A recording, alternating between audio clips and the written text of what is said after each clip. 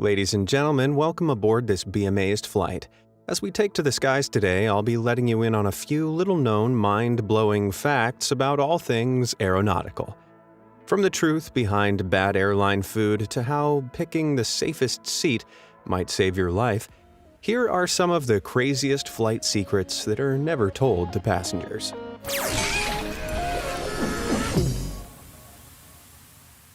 Prepare for boarding.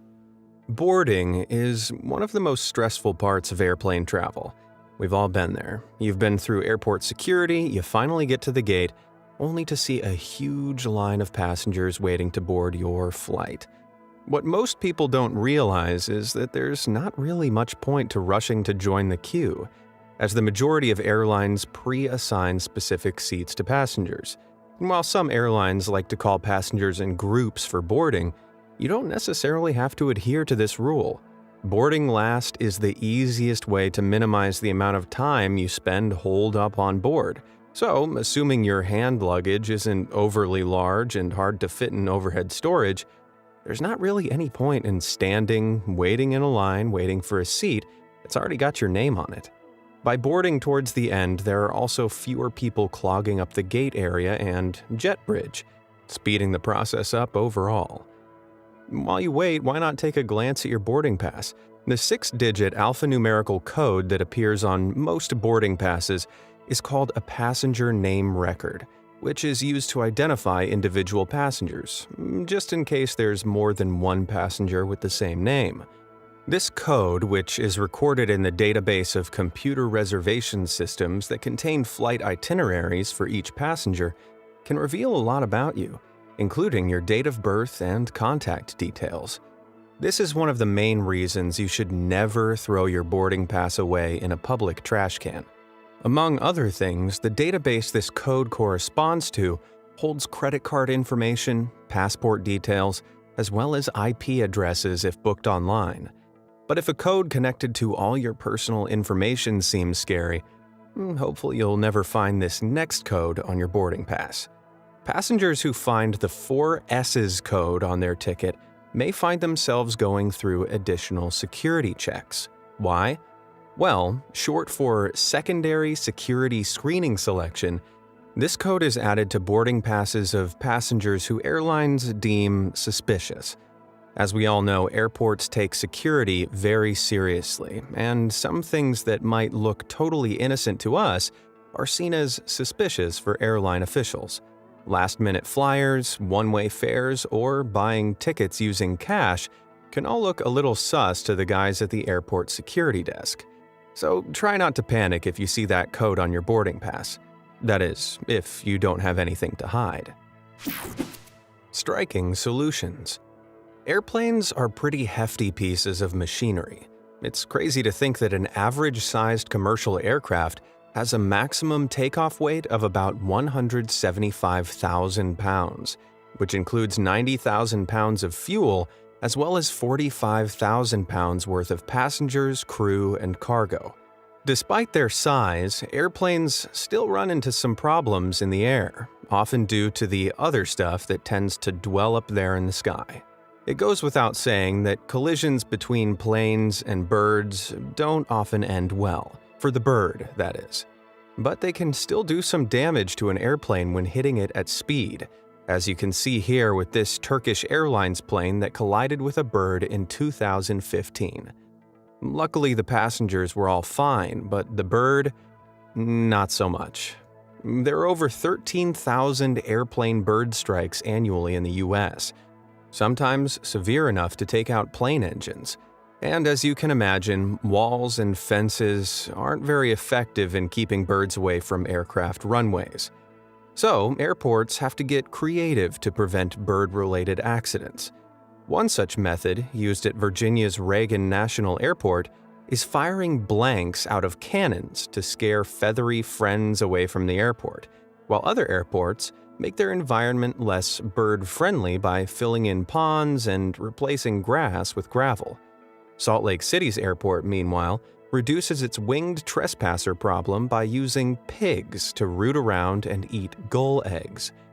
Other airports, like France's Lord Tarbes Pyrénées Airport, Light up LED screens with big pairs of googly eyes to scare off birds of prey, acting as a kind of aviation scarecrow. But it's not just birds that airports have to worry about. Extreme weather isn't really something that can be scared off with a dirty look from a pair of LED eyes. Hailstorms are one of the most dangerous weather conditions for an airplane, and they can cause some pretty crazy damage.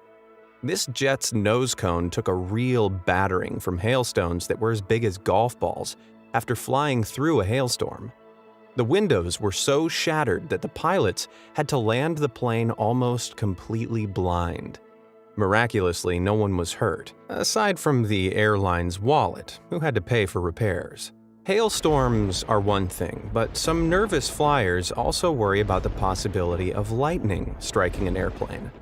While that might seem highly unlikely, it's actually estimated that each airplane in the U.S.'s commercial fleet is struck lightly by lightning at least once per year. While that may seem terrifying, it's actually not as dangerous as you'd think. Before an aircraft goes into service, it undergoes lightning strike simulations that test its conductivity. This ensures lightning can travel uninterrupted across the plane's exterior shell and back off into the sky through an extremity like the nose or a wingtip, leaving those inside totally unharmed, save for a ruined pair of underpants or two. Dump drop. Have you ever used an airplane bathroom and wondered where exactly you're flushing your waste away to? Well, contrary to popular myth, plane toilets aren't allowed to be emptied into the sky, but of course, accidents do happen. When you flush an airplane toilet, a strong suction pulls the waste away using only a very small amount of water, as a means to save weight and space on the aircraft, and the contents travel to a large, disinfectant-filled holding tank. At the end of a flight, the mixture is sucked into a tanker at the airport and then dumped. However, the frozen chunk of pulverized Smurf you see here is made up of that delightful cocktail of human waste and blue liquid disinfectant, and was found at ground level, having fallen from a plane in 2017. There were at least 27 documented incidents of blue ice meteors of this kind in the United States between 1979 and 2003, including incidents of blue ice falling through rooftops under airport landing paths. While there is no mechanism that would allow pilots or flight attendants to perform any kind of blue poopy pranks intentionally, leaks sometimes do occur from the plane's septic tank. So if you ever find a big chunk of blue ice in your backyard, trust me, it's not a blueberry popsicle. Don't give it a lick. But while we're on the topic of mile-high restrooms, I'll bet you didn't know that there's actually a secret way to unlock an airplane toilet from the outside. The next time a kid gets locked in an airplane bathroom, or you just fancy being thrown off a plane for being particularly creepy with a stranger, you can easily unlock it from the outside using just one finger. Most cabin bathrooms' exterior locks are tucked behind a metal lavatory sign, just like this one, for flight attendants to use in the event of an emergency. To open it, just lift the lavatory sign, slide the knob into the unlocked position, and then make a run for it before the flight attendants catch you like the rascal you are. Food for thought. Everyone knows that the food on airplanes is notoriously awful, but have you ever stopped to wonder why? What's the deal with airplane food? In-flight meals are typically made on the ground by industrial catering facilities close to the airport and are usually prepared between 12 and 72 hours before an intended flight. Contrary to popular belief, most airplane meals are not frozen, instead being blast chilled and transported to the aircraft for flight attendants to heat and serve on board. Some luxury airlines even have their own in-flight chefs and kitchens, like those found aboard some Etihad Airways flights. All this, and yet food in the air will never quite match up to the 5-star restaurants on the ground. So what really makes airplane food taste so bad? Turns out, it actually comes down to basic human biology. Airplane cabins have humidity levels as low as 10% while in the air, which is shockingly even drier than the Sahara Desert. When humidity levels are at rock bottom like this, our sinuses get so dehydrated that it affects our ability to taste and smell.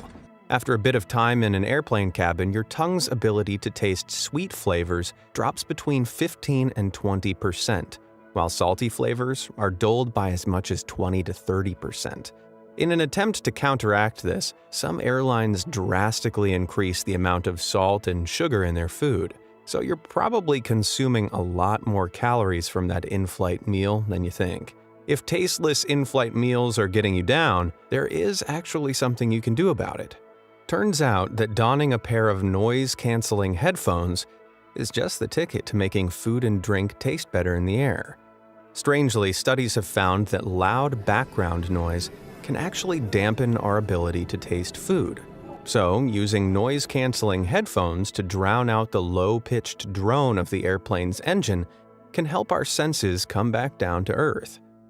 But it's not only passengers that have issues to chew over when it comes to the food served in the sky. There are some very specific rules as to what pilots can and can't eat while on the job, and for good reason. Pilots and co-pilots are warned against eating the same meals while working, as a preventative measure against mutual food poisoning. If something is badly wrong with one pilot's meal, making them sick, the other pilot can take over. However, there's a pecking order to pilot food. In some airlines, the pilot will receive a meal from the first-class menu, whereas the co-pilot will receive something from business class. I'll bet that makes for quite the awkward dinner date. Snakes on a plane. What with being responsible for hundreds of passengers' safety, it's no wonder that airline pilot has often been named one of the most stressful jobs in the world. While the stress of the job is one thing, just imagine having to spend hours stuck in a tiny cockpit with a co-pilot you really dislike. Well, turns out with such high stakes, avoiding pilots working with someone they don't like is considered in the industry to be a matter of life and death. To help reduce any airborne tensions, each captain, first and second officer get a do not pair list on which they can list the names of coworkers with whom they'd rather not share a flight. Requests are submitted through a monthly schedule, and the approved list of flying nemesis is fed into the airline's scheduling system, which stops two adversary pilots from ending up in the same cockpit. While it may seem a little extreme, getting distracted by a workplace rivalry could result in a pretty serious accident, especially during takeoff and landing, where the most attention is required. If only such pleasant coworkers were guaranteed in every job. The safest seat. Contrary to what movies and TV shows might have you believe, air travel is actually one of the safest modes of transportation, and your odds of dying in a commercial airline plane crash are a staggering 1 in 3.37 billion. Despite the facts, nearly 1 in 3 Americans have a fear of flying, and that fear has led many to wonder where the safest spot is in the event of an incident in the air. Turns out, an analysis of data from 17 plane crashes over the last 35 years, conducted by Time magazine, figured out an answer. Time found that, historically, those seats in the back third of a plane had a 68% average chance of survival, compared with 62% in the front section and 61% in the middle third. You might think that one of the safest places to be on a plane would be an aisle seat, as it gives you faster access to the various emergency exits on board. However, according to the data, aisle seats in the middle third of an aircraft are the worst places you can be in the event of a crash, with a survival rate of 56%. Meanwhile, middle seats, specifically in the rear of the plane, are the absolute safest place to be and give you a 72% chance of surviving a crash landing. I like those odds. Let's just hope none of us ever has to put them to the test. Skybound secrets. If you've ever had a window seat on a flight, you might have noticed a tiny hole right at the bottom of the window. While it may look small, this is actually one of the airplane's mightiest safety features. But why is it so important? As air pressure drops as you fly higher, Airplanes are designed to maintain air pressure at a safe and breathable level within the cabin. This significant difference in air pressure puts a lot of physical stress on the windows, so they have to be built particularly strong. While a normal single-pane window would break easily at this altitude, airplane windows are made up of 3 strong panels of acrylic. The exterior window is for keeping the elements out and maintaining cabin pressure. If something were to happen to this first pane, the second panel acts as a failsafe. The one inside the cabin, meanwhile, provides a final line of defense, while keeping our hands off the others to avoid damaging them. The tiny hole I mentioned, known as the bleed hole, is located in the middle pane, and its primary purpose is to balance the air pressure between the middle and outer panes. It also keeps the windows from fogging up or frosting over, because, after all, most of our in-flight fun comes from window gazing. Speaking of airplane interiors, have you ever wondered about those small red or black triangles that can be found along cabin interiors? These are actually here to let cabin crew know which window will give the best vantage point to view the wings of the aircraft, allowing them to check if there's a problem with the wing or engine. So if you're sitting by the triangle, try not to get too paranoid if a flight attendant suddenly starts peering over your shoulder. Aside from clever signs and icons, sounds are also used mid-air to keep things running like clockwork. Most regular flyers out there will recognize this sound. While most of us know that this is usually a sign to get back to your seat and fasten your seatbelt, it can actually mean so much more. While each airline uses chimes slightly differently, there are some regularly used patterns that you can listen out for on your next flight. A singular chime can be the pilot warning flight attendants of upcoming turbulence, but it might also mean he wants a cup of coffee. 2 consecutive chimes usually means that the airplane is approaching 10,000 feet, whereas 3 or more chimes indicates a more serious problem, such as an extremely ill passenger or a warning for extreme turbulence. So listen out, and if the beeps are blasting away like Darude sandstorm, it might be time to panic or dance. Class wars. Crying babies, cramped seats, and no legroom. Flying economy really can be a stairway to hell. Meanwhile, advertised with private seats, free-flowing champagne, chocolate-covered strawberries, etc., it's no wonder that a first-class flying experience makes its way onto many people's bucket list.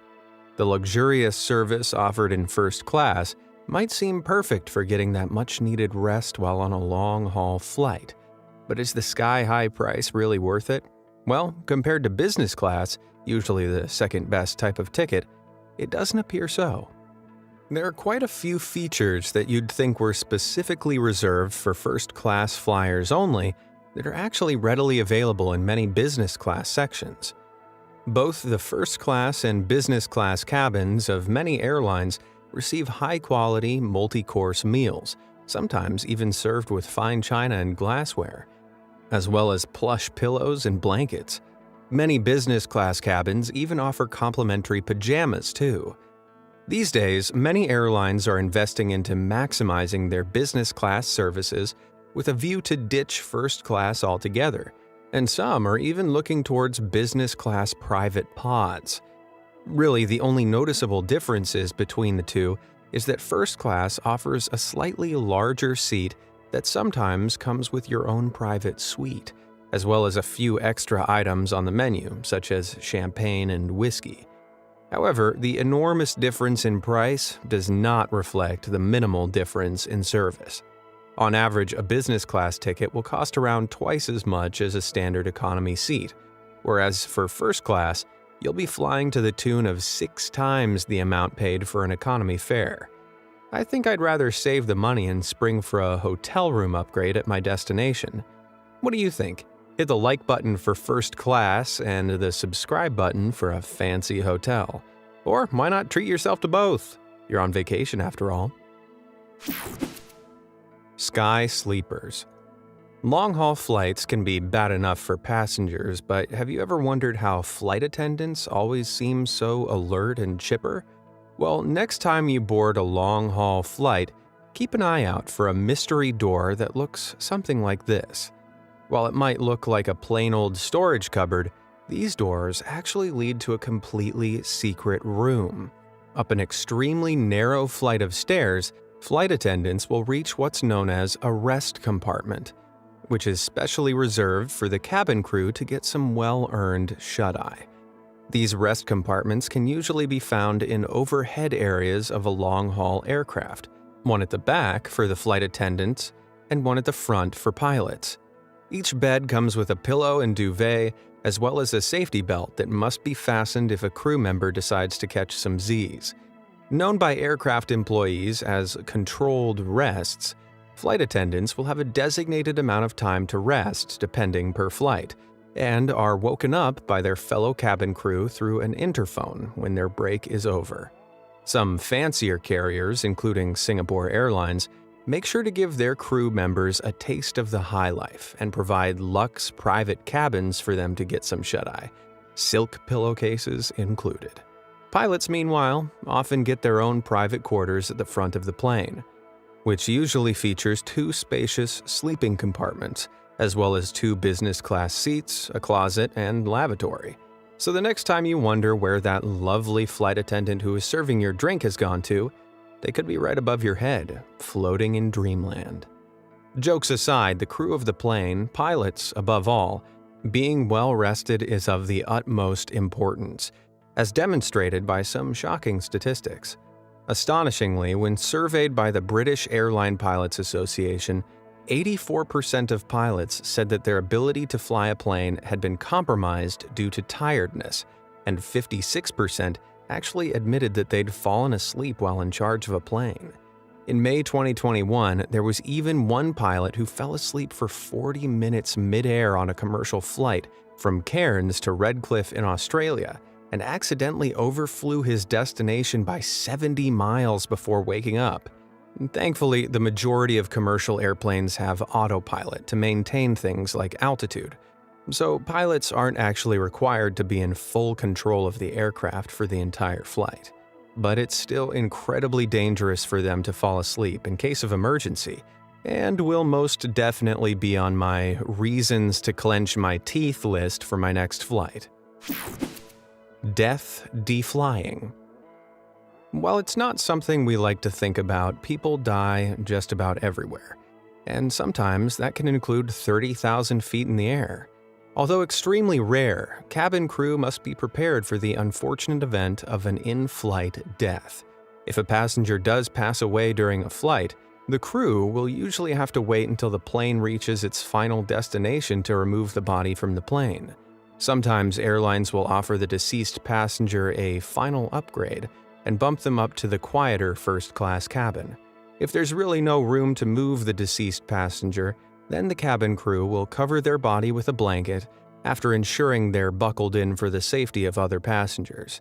Singapore Airlines did one better than the old hide 'em under a blanket and try not to freak out method, and launched a fleet of Airbuses with compartments specifically installed to store an average-sized body in the event of an in-flight death. Known as corpse cupboards, which totally sounds like a death metal band by the way, these lockers were specifically installed on the Airbus A340-500 model, which made sense, seeing as these planes fly the longest regular non-stop passenger flight in the world. To get from Singapore to the John F. Kennedy International Airport in New York City, it takes around 18 hours and 40 minutes. I'd certainly rather have a creepy body cupboard on board than to be the flight attendant asking first-class passengers if they don't mind being sat next to a corpse for 18 hours. Which of these flight secrets surprised you the most? And do you have any of your own to share? Let me know in the comments below. And thank you for flying with Be Amazed.